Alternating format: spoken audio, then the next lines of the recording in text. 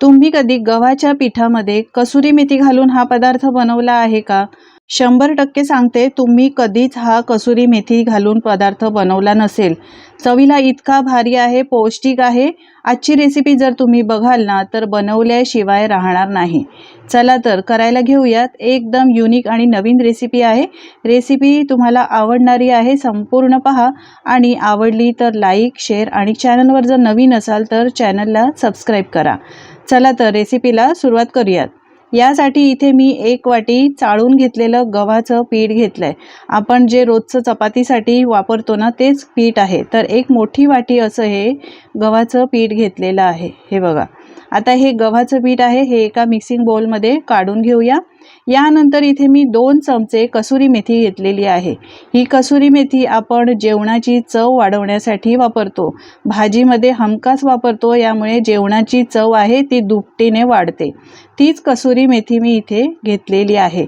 तर ही मी 2 मोठे चमचे कसुरी मेथी घेतली आहे. ही बघा ही अशी दिसते. मेथी आहे ती वाळवून कोरडी करून सुकवून आपण ही अशी कसुरी मेथी बाजारातून घेऊन येतो. हे बघा. आता ही 2 चमचे कसुरी मेथी मी या गव्हाच्या पिठातच घातलेली आहे. यानंतर यामध्ये घालायची आहे बारीक चिरून घेतलेली कोथिंबीर. आता घालूया 1 लहान चमचा आलं, लसूण आणि मिरचीचा ठेचा घातलेला आहे. पेस्ट घालू नका, ठेच्याचाच वापर करा, यामुळे चव चांगली येते. अर्धा चमचा हळद, 1 चमचा लाल तिखट, कारण आपण मिरची सुद्धा ठेच्यामध्ये वापरलेली आहे. 1 चमचा धणे आणि जिरे पावडर मिक्स घातली आहे आणि 1 लहान चमचा गरम मसाला घातलेला आहे. यानंतर घालायचे आहेत 1 चमचा तीळ. तुम्ही इथे जिरं आणि ओव्याचा वापर सुद्धा करू शकता. आता घालूया यामध्ये हा पदार्थ खुसखुशीत होण्यासाठी 1 मोठा चमचा बेसन, म्हणजेच लहान 2 चमचे म्हणाल तर 2 चमचे बेसन, लहान चमचे आणि 1 मोठा चमचा असं बेसन. चवीप्रमाणे मीठ घालायचं आहे आणि त्यानंतर सगळे पदार्थ आहेत ते मिक्स करून घ्यायचे यामध्ये गव्हाच्या पिठामध्ये, म्हणजे कुठेही हे वेगळे लागणार नाही. यानंतर पाणी घालायचं आहे आणि आपण जसं चपातीसाठी पीठ मळतो त्याप्रमाणे आपल्याला हे पीठ मळून घ्यायचं आहे. सुरुवातीला एकदम जास्त पाणी घालायचं नाही, लागेल तसं इथे पाण्याचा वापर करायचा आहे. आपण मस्त कसुरी मेथीचे पराठे बनवतोय. मेथीचे पराठे तर तुम्ही बऱ्याच वेळा खाल्ले असतील, पण कसुरी मेथी घालून असे हे पराठे कधी खाल्ले नसतील तर चवीला इतके भारी लागतात. एकदा नक्की करून बघा. तेल लावलं आणि पीठ परत चांगलं एकदम व्यवस्थित मळून घेतलंय. यानंतर या पिठाचे आपल्याला सारख्याच आकारामध्ये गोळे करून घ्यायचे. एकत्र गोळे करून घेतले की पराठे लाटायला एकदम सोपे जातात. हे बघा 4 गोळे असे मी एकाच समान आकारामध्ये करून घेतलेले आहेत. मंडळी, तुम्हाला रेसिपी माझी आवडत असेल तर एक लाईक करायला विसरू नका आणि तुम्ही कुठून ही रेसिपी पाहताय हे सुद्धा मला कमेंट करून नक्की सांगा, म्हणजे मी तुमचे आभार मानू शकेन. सगळे गोळे तयार झालेले आहेत. जेवढं पीठ मळलं होतं त्यामध्ये 4 आपले असे हे पराठे बनवून तयार होतील. 1 गोळा घ्यायचा आहे, पोळपाटावर थोडंसं असं मळून घ्यायचा, त्यानंतर सुकं पीठ लावायचं आहे आणि आपण जशी चपाती लाटतो ना त्याप्रमाणे पातळ असे हे पराठे लाटून घ्यायचे. हे पराठे जास्त जाड लाटायचे नाहीत, थोडेसे पातळच लाटून घ्यायचे. त्यामुळे हे पराठे मऊसूद राहतात. तुम्ही हे टिफिनला मुलांना सुद्धा देऊ शकता. हे बघा असे हे पातळ पराठे लाटून घेतलेले आहेत. या पद्धतीने असे हे लाटून घ्यायचे. आता हे सगळे पराठे एकदमच मी लाटून घेणार आहे, म्हणजे आपल्याला भाजायला सुद्धा पटकन होतील. हे बघा 1 लाटून झालाय. याच पद्धतीने अजून एक तुम्हाला मी लाटून दाखवते. कोरडं पीठ सुकं जास्त लावायचं नाही, नाहीतर ते पराठ्याला पीठच दिसतं. थोडंसंच लावलेलं आहे आणि त्यानंतर असे हे पातळ लाटून घ्यायचे. पराठ्याचे, पौष्टिक पराठ्यांचे असे बरेच रेसिपी मी अपलोड केलेले आहेत, ते सुद्धा एकदा मंडळी तुम्ही नक्की पहा, तुम्हाला आवडतीलच. नेहमीची भाजी चपाती खाऊन कंटाळा आला असेल तर या पद्धतीने तुम्ही असे कसुरी मेथी घालून वेगळ्या पद्धतीने हे पराठे बनवू शकता. हे बघा हा पराठा सुद्धा आपला लाटून झालेला आहे. सगळे पराठे असेच लाटून घ्यायचे. तर मी 4ही पराठे लाटून घेतलेले आहेत. हे बघा.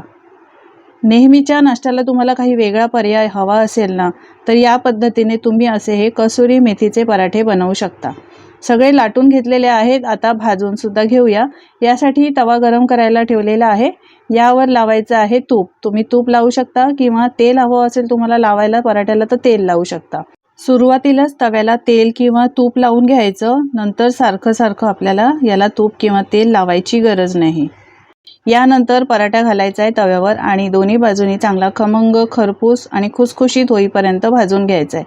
आपण यामध्ये बेसन घातले असल्यामुळे हा पराठा खुसखुशीत बनतो आणि चवीला सुद्धा तितकाच छान लागतो। उलटून घ्यायचा आहे आणि दुसऱ्या बाजूनी सुद्धा हा पराठा शेकवून घ्यायचा आहे। याला लावायचं आहे तूप। तर तूप तुम्हाला कसं हवं आहे, तेल हवं आहे त्याप्रमाणे तुम्ही लावू शकता, तूप किंवा तेल। एका बाजून लावल्यावर दुसऱ्या बाजूनी सुद्धा तूप लावून घ्यायचं आहे आणि दोन्ही बाजूनी छान असं भाजून घ्यायचं आहे।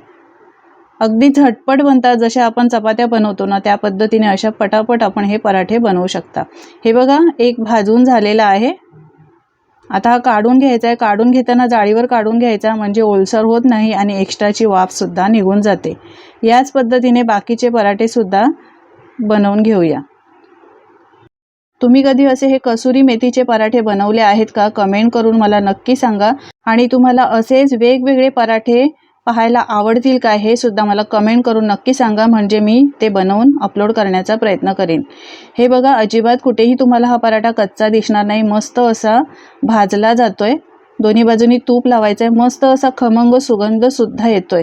मेथीचे पराठे तर तुम्ही बऱ्याच वेळा बनवले असतील, पण असे हे कसुरी मेथीचे पराठे बनवून बघितले ना तर नेहमी याच पद्धतीने बनवून खाल आणि कसुरी मेथीचेच बनवून खाल। आपल्याकडे मेथीची भाजी कधी कधी नसते, तर कसुरी मेथी तर आपण भाजीमध्ये घालतच असतो, त्यामुळे ती असतेच आपल्याकडे। तर आयत्या वेळेला तुम्ही असे हे कसुरी मेथी घालून गव्हाच्या पिठाचे पराठे बनवू शकता। आपला हा पराठा सुद्धा बनवून झालेला आहे मस्त असा।